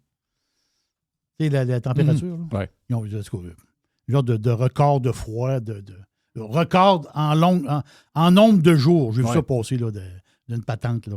Hey! Ça, c'est spécial. Mais je doute. Il y a un chiffre qui est sorti, mais moi, je pense que le chiffre n'est pas bon. Moi, je pense que c'est beaucoup plus que ça. Mais quand même, on va prendre le chiffre qui est là. C'est 2681 cas de fautes professionnelles chez les fonctionnaires du gouvernement fédéral. 2681 cas dans l'année 2025. Consommation de drogue à job. Dormir au travail. Je ne l'invente pas, là. Dormir au travail. Harcèlement sexuel. Violence au travail. Vol de temps. Et vol de biens et d'équipements appartenant au gouvernement. Et sur les 2681, il y en a 145 qui se sont fait congédier. Ça, c'est les 38 ministères et pas tant de choses du gouvernement. Oui, là-dedans, j'ajoute, puis ils ne sont pas dedans, eux autres, ils sont comme à part, les 78 employés d'Agence du Revenu du Canada qui se sont donné des chèques de COVID. Tu sais, la gang, là, à un moment donné, ils disaient que tout le monde a des chèques de COVID, on va s'en donner. Mais du monde qui se sont fait auto-donner des chèques de COVID. Là. Ça faisait bien. Mais moi, je pense que c'est plus que ça. Ah ben oui, c'est plus que ça. Voyons. Moi, je pense que... Mais, puis, si c'est le vrai chiffre, correct, c'est beau. Mais moi, je veux pas... OK, j'ai changé d'idée. Je veux pas que les fonctionnaires reviennent au bureau. Oui. Christophe, il va vider la place. Ah oui, il va vider la place. Christophe, il a réussi à nous voler à 2 jours semaine. Si tu ramènes à 5, ça va être le double. Je fais un calcul de même. Là. Oui. Un calcul vide de même. Puis dormir au travail, ben ils dormiront chez eux. Ils le font probablement déjà. C'est pas une belle statistique. Ça. Vraiment pas une belle statistique. Une autre statistique pas bonne. Non, elle, c'est une autre. Ça, c'est plus sérieux. Là. On joke un peu avec les affaires de fonctionnaires. Qu'est-ce que tu veux? Mais ça, c'est une statistique plus triste. Ben, ça dépend de la manière qu'on le voit. Là. L'usage de la pilule abortive au Québec, c'est une explosion. Donc, les prescriptions pour prendre la pilule qui te fait avorter, c'est 2852 Québécoises qui ont eu la prescription, la fameuse pilule, c'est un drôle de nom, là. Cette pilule-là, qui est disponible au Québec depuis 2017, mais augmentation de 2023 à 2024 de 17 %. Et là, l'année passée, c'était à 1586. On est rendu à 2852. C'est 80 % d'augmentation. Quasiment doublé. Ça veut dire qu'il y a beaucoup, beaucoup de Québécoises qui se servent. On peut le voir de 2 façons. C'est-à-dire, t'es mal pris, tu veux avorter, t'as la pilule. Mais c'est quand même triste. Là. Quand on voit ça de même, c'est triste. Là. Je comprends que c'est une solution, mais beaucoup de filles prennent ces solutions-là. Ah, c'est devenu plus pour certaines, probablement, un moyen de contraception. Ben là, c'est ça l'histoire. Là. Ça prend. Faut que tu t'organises dans la vie. Là. Ouais. Ça veut dire. Puis c'est dur. C'est dur pour la santé, là, prendre cette pilule-là. Là. C'est pas une niaiserie, là. Une vraie, non, c'est ça. C'est pas une patente, là. Pas du Tylenol. Non, c'est pas du Tylenol du tout. Non, je trouve ça triste. Comme... Dernière pour la route? Dernière, Attends un peu, qu'est-ce que j'ai pour toi? Ah oui! Les contrôleurs routiers au Québec, ils commencent à se faire former là. Avec un gun? Oui, monsieur. Donc, parce que de plus en plus de contrôleurs routiers arrêtent des camions et il y a des gars. Je vais le mettre dans mes mots. Le gars qui chauffe ou les 2 gars qui sont dans le truck sont un peu douteux. Puis là, tu te dis, ouais, mais là, telle affaire, puis là, on a des doutes. L'affaire, c'est que les contrôleurs routiers, des fois, ils font un peu comme la job de la police. Là. Ben oui, c'est sûr. Fait que les gars, et Christophe, ailleurs dans le monde, les contrôleurs routiers ont des guns. Ben oui, ils ont des guns. Voyons. Ouais. Moi, Criff... à Florida Highway Patrol, ils ont des guns. Il y a un gun, hein? Bon. Donc, ici, il n'y avait pas de gun. Donc là, les gars... Hey, c'est pas des farces. Ça fait 30 ans que les contrôleurs routiers, 30 ans qu'ils demandent ça. Hey, ça tue, t'es long à régler, ça. 30 ans. Et là, ils ont commencé. Donc, d'ici... Là, la première formation est là, à l'Institut de police. Dans 1 an, tous les contrôleurs... Dans 1 an, en 2027, tous les contrôleurs routiers au Québec vont être armés. Donc, je trouve que c'est une bonne affaire pour eux autres. Sécurité pour eux autres. Puis, ça veut dire, ils ont un job à faire. Puis, mais dans un monde de plus en plus de plus en plus de criminels, de plus en plus de monde louche, de plus en plus de bizarres, de plus en plus de monde déséquilibré. Ben oui, ça prend des guns. Là. Immigration all the way avec plusieurs personnes douteuses là-dedans. Ça prend des guns. C'est patente de nous autres, on va régler ça avec des fleurs puis toute la passe. C'est quoi cette affaire-là? Là? Ailleurs, là, vous arrivez, il y a une pesée. Les gars de truck le savent plus que moi. Vous voyez une pesée. Oui. Les camions arrêtent là. Il y a plein de chars de police avec des polices. Puis quand tu vois les polices arriver quelque part de ces chars-là, les gars, ils ont des guns. Là. Juste cite. Hey, ça a pris une... La grève a été longue, là. Les moyens de pression, ça a pris du temps, là, avant que le gouvernement dise oui. Même chose aussi pour les bodycams. Oui, c'est ça. C'est pas les policiers qui veulent pas avoir de bodycam. C'est le gouvernement puis toute la patente qui veulent pas en avoir, ils veulent pas en mettre. Ah, parce que c'est relié à l'argent, c'est relié à des choses aussi que tu donnes une sécurité au policier que maintenant, il peut prouver son point. Après ça, à l'inverse, ça peut protéger aussi la personne, le citoyen qui se sent malmené par la police. Bien trop logique. Donc, pourquoi il n'y en a pas? Ah, histoire d'argent. C'est toujours un peu ça. Hein? C'est probablement ça, la patente des contrôleurs routiers. Là. Ça devait être relié à du cash. Écoute, on n'a pas de cash pour s'acheter une résonance magnétique de 2 millions. C'est ça. Dans un super gros hôpital de Montréal. C'est pas comme si ça coûtait 150 millions. Là. Machine qui sert 24 heures sur 24 en passant. Elle roule tout le temps. Elle roule tout le temps. 24 heures sur 24, 7 jours. Moi, j'ai déjà été passer ça. Oui, c'est vrai. C'était pas la nuit à nuit. C'était 3 heures du matin, en pleine semaine. Lévis. Oui. C'est ça, je me rappelle de ça. Exact. Thank you, man. Voilà pour la boîte, c'est fait. Il y a une petite boîte. Il y a une petite boîte. Évasion. Révolution.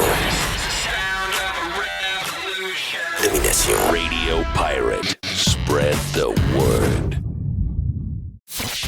Jeff Fillion. Here comes the money. Here we go. Moi, je fais pas de recommandations. Oh yes! Oui, monsieur. Boursicotage. Mardi, un des podcasts les plus attendus par les maniaques de bourse et de tout ce qui se passe. Et il s'en passe des affaires, mais ça n'a pas de bon sens. Ça brasse. Et le meilleur au Québec pour vous parler puis pour boursicoter, c'est le gars en avant de moi. Je vous laisse s'amuser avec vous autres. Jerry, vas-y, my friend. On commence par le Bitcoin. Oh, le Bitcoin. Il fait beaucoup jaser. Tout un ramassage pareil. Là. Non, c'est tout un brassage. Mais, vous le savez, dans une descente, oui, le graphique n'est pas beau. Oui, comment? Il n'est pas beau. Mais dans une descente, il y a des montées. Et dans des montées, il y a des descentes. Donc, c'est sûr qu'il va y avoir des rebonds dans le Bitcoin. Mais ce qui intéresse, je pense, c'est-à-dire les traders, tu as le temps de rembarquer. Tu as le temps d'embarquer dans le Bitcoin ou plutôt dans un ETF de Bitcoin. Ben oui. Là, présentement,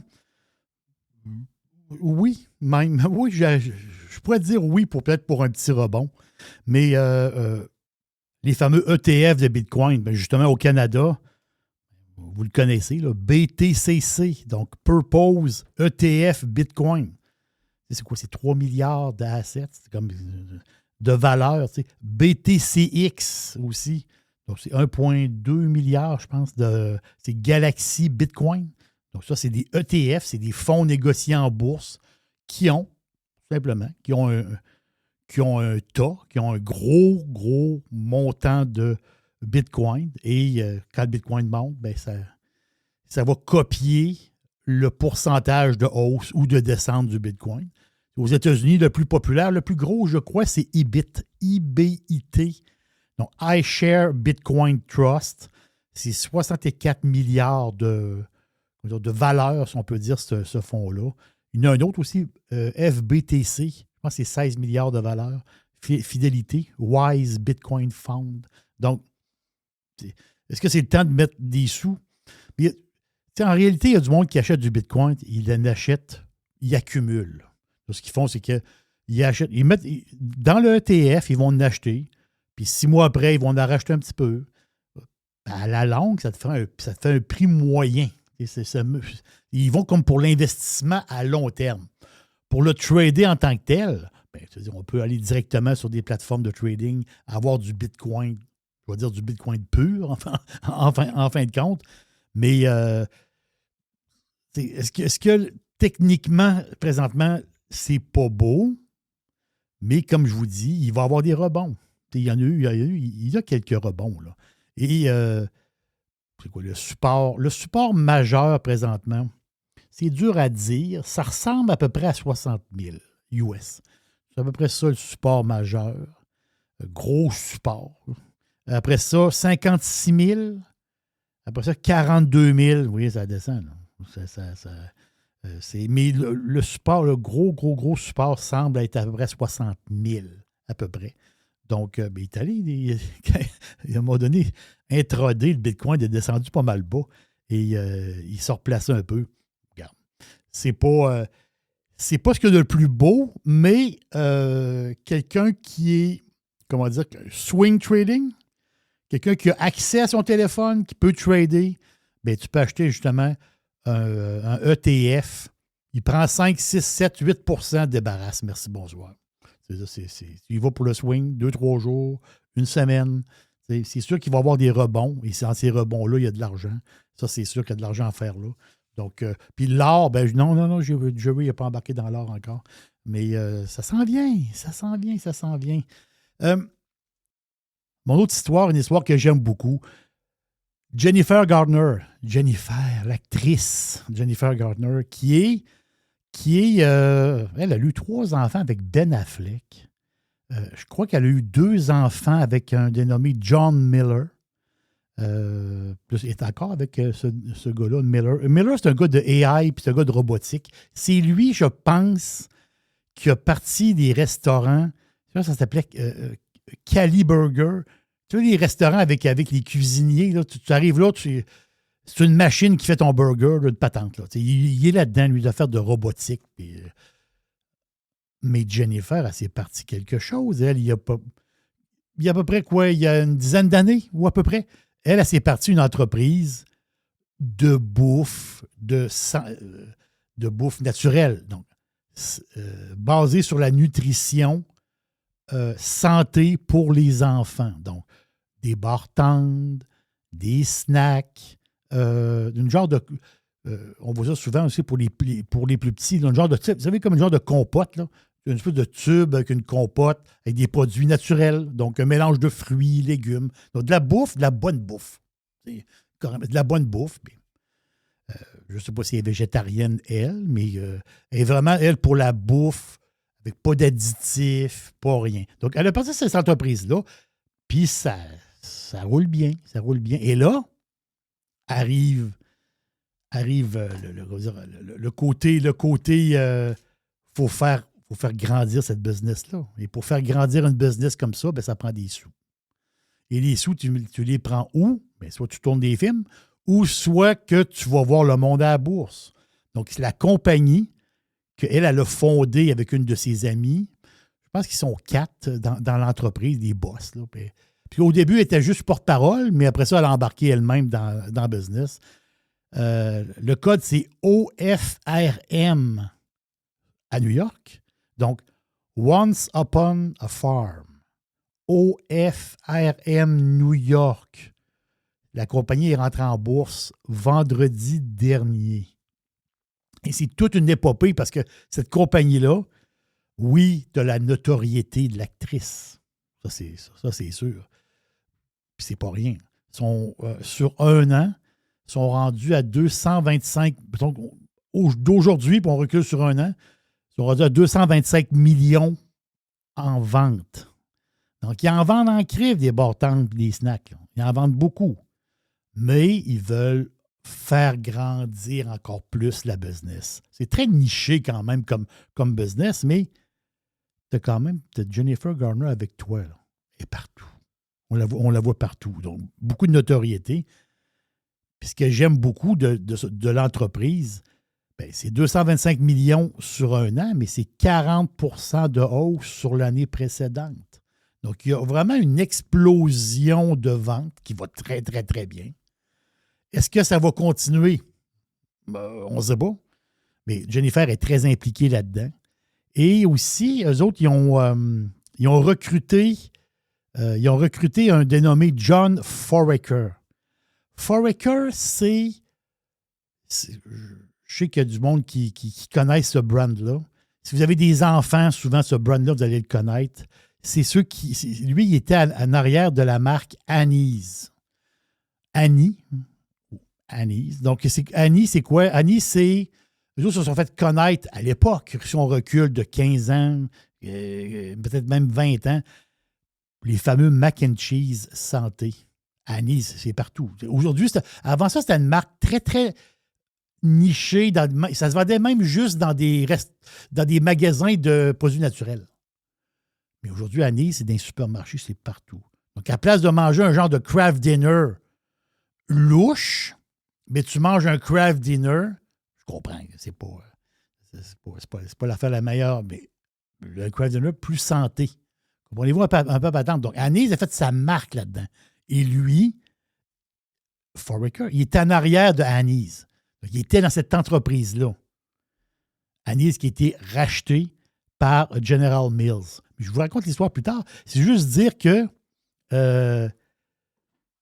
OFRM New York, ils ont mis le IPO à 18 $. Donc, la compagnie est rentrée en bourse à 18 $ et a closé la première journée avec pas mal de volume quand même. Puis avec Jennifer qui sonne la cloche, puis toute la patente. Donc, le stock a fermé à 21 pièces et en after hours, il a boomé à 24.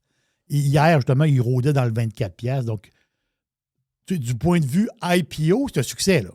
Faut le dire. Où est-ce que ça s'en va? Je ne sais pas du tout.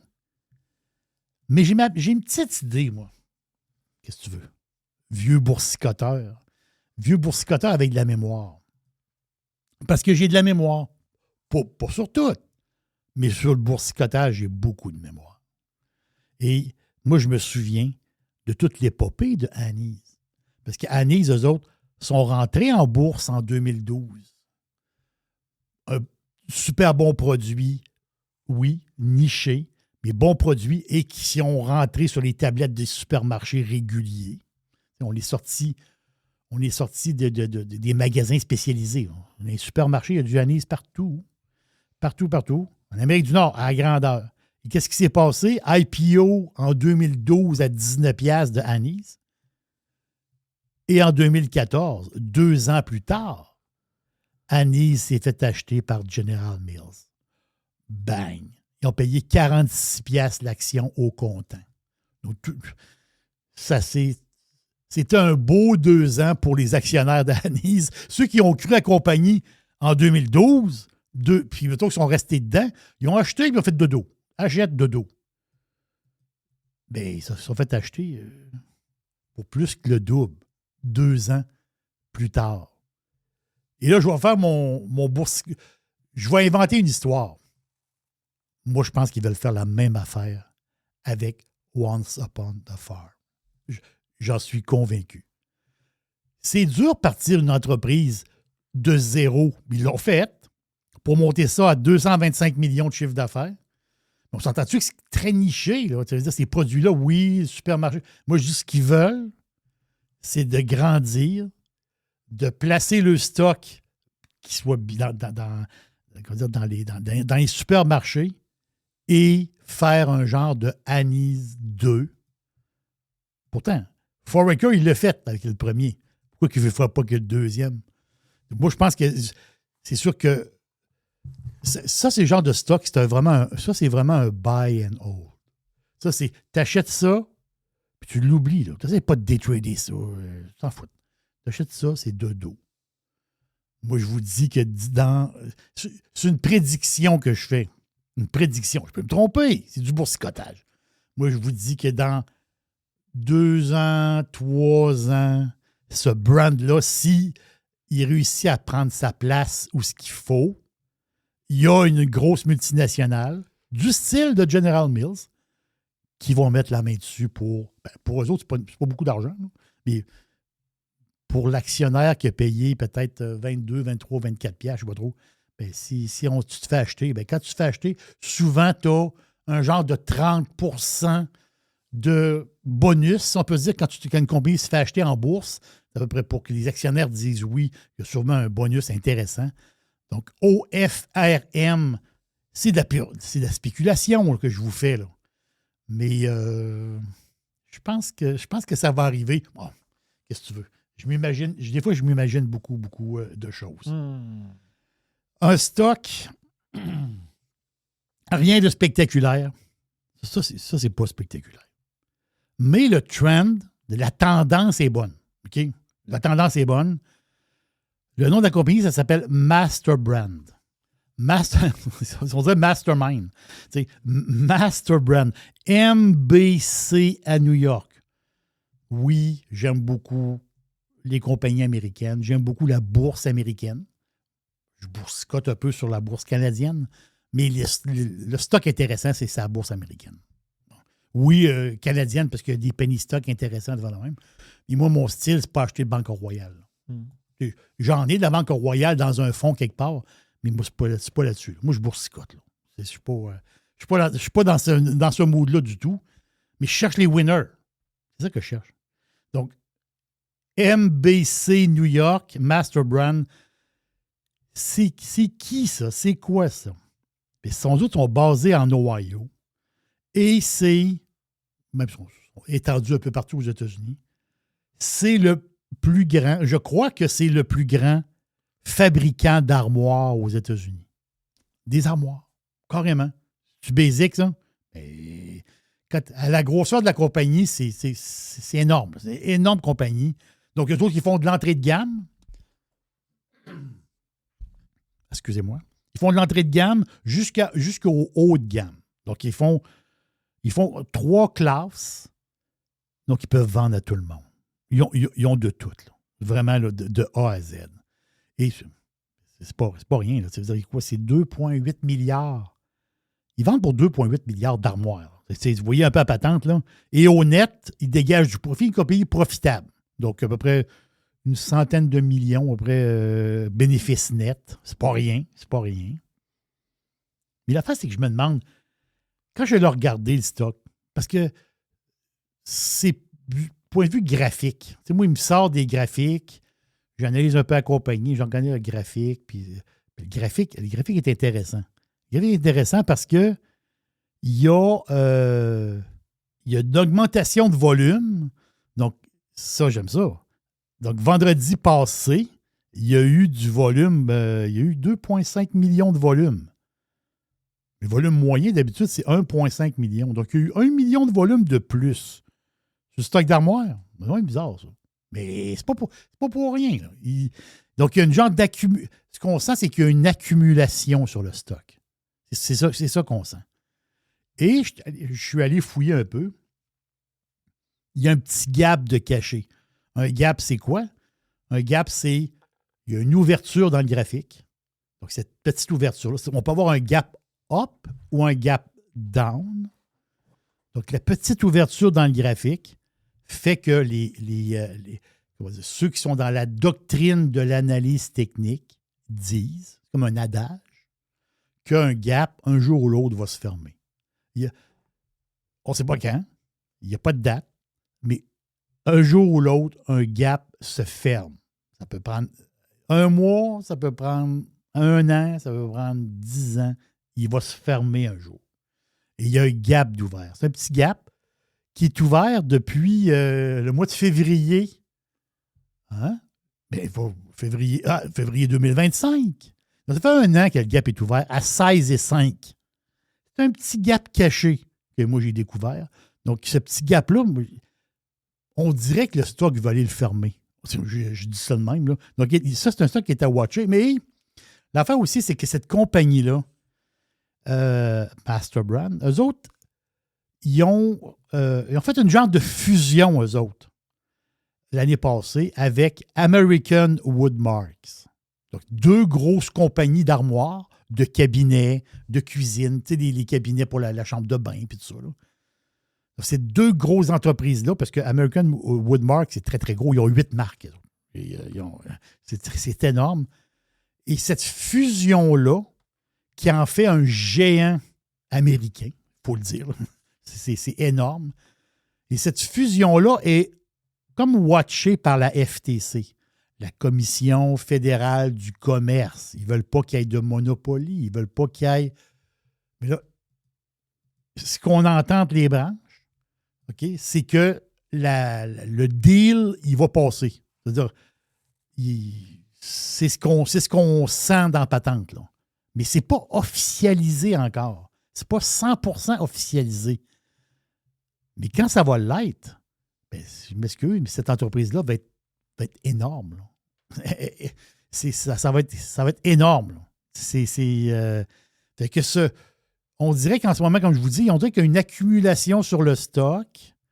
Il y a un petit gap d'ouvert à 16 piastres dans ce coin-là.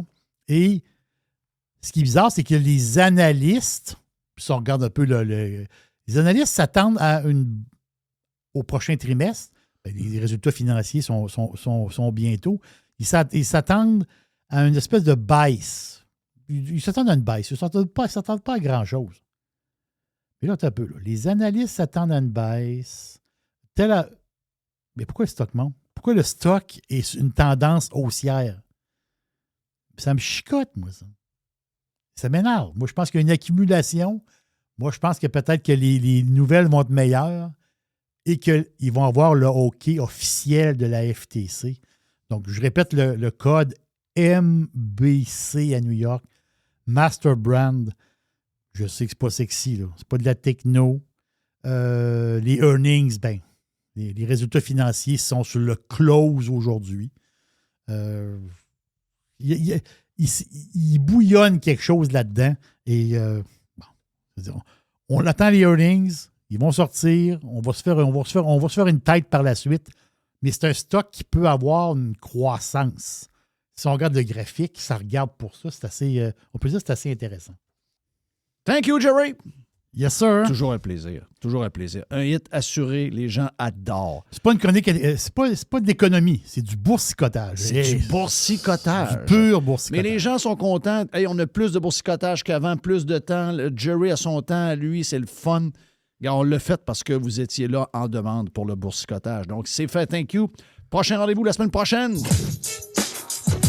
Ça taponne. Le stock taponne. Every hour. Juste du bon stock. Radio. Get pirate or get out.